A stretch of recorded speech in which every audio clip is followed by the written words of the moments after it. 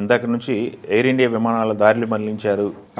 Iran Israel సంబంధించిన యుద్ధ వాతావరణం. బాంబే నుంచి బయలుదేరినటువంటి ఒక విమానం గాల్లో 3 చక్కర్లు కొట్టి వెనక్కి వచ్చేసింది అనేది ఒక వార్త. ఇప్పుడు అహ్మదాబాద్ ఇన్సిడెంట్ తర్వాత అవును, విమాన ప్రమాదాలు అనేది ప్రజల మనసుల్లో రకరకాల ఆందోళనల్ని రేపుతున్నాయి.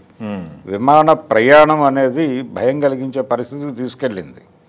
ఇదే పరిస్థితుల్లో ఇప్పుడు ఈరోజు జరిగినటువంటి ఈ బాంబే విమానం 3 సార్లు గాల్లో చక్కర్లు కొట్టి వెనక్కి వచ్చేయటం అనేది ఇంకొక టెన్షన్ని రేపుతోంది. అంటే ఎయిర్ ట్రాఫికింగ్ ఆపేశారు ఇరాన్కి సంబంధించి.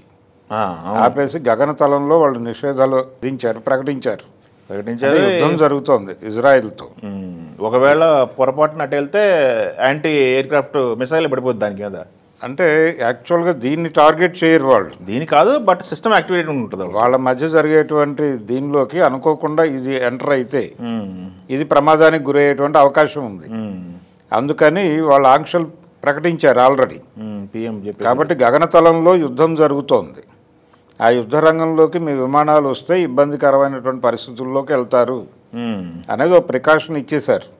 ఈ నేపథ్యంలో ఇది వెనక్కి వచ్చింది అనేది వార్త.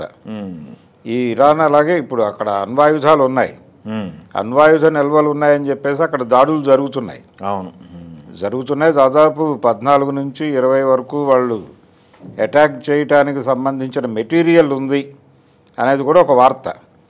ఈ వార్తల నేపథ్యంలో ఈ యుద్ధానికి సంబంధించిన భయం ఇప్పుడు అది కూడా లండన్ వెళ్ళేటువంటి ఫ్లైటే.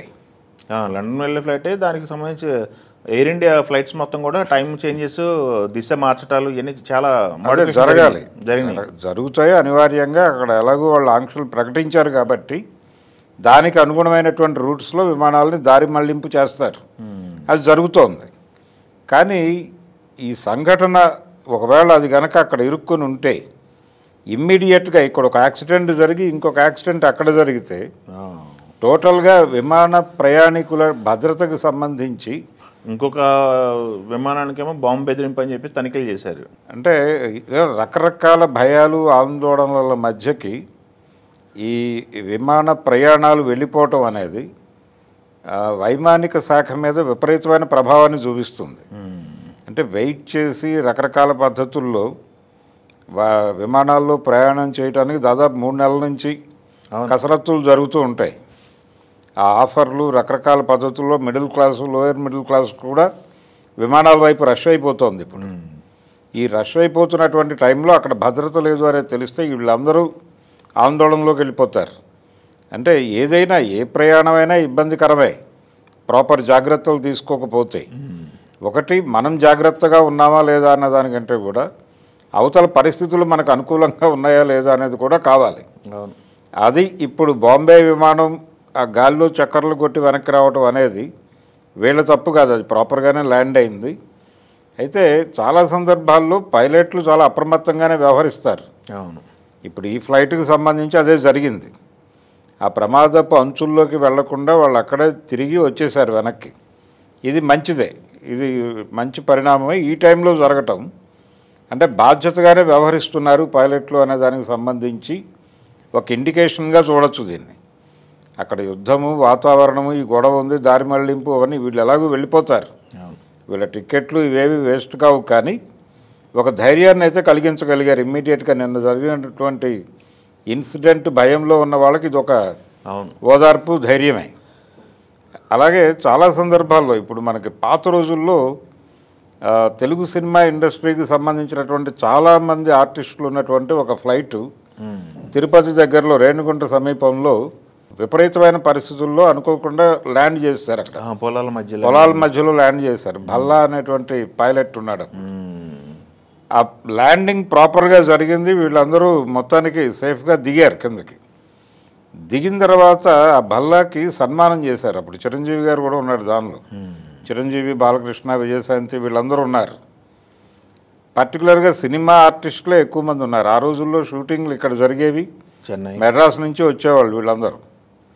అలా ఆ యాక్సిడెంట్ జరిగినప్పుడు ఇమ్మీడియట్గా భల్లాని తీసుకెళ్ళి ఒక సన్మానం చేశారు. కానీ అలా ల్యాండ్ చేయకుండా ఉండే అవకాశం ఉంది అని తర్వాత డిపార్ట్మెంట్లుగా ఆయన మీద చర్యలు తీసుకున్నారు.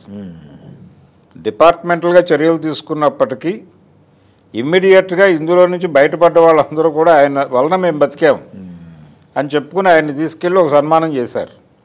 ఇలా జరుగుతాయి సంఘటనలు. అలాంటి సందర్భం ఇప్పుడు జరిగింది కూడా.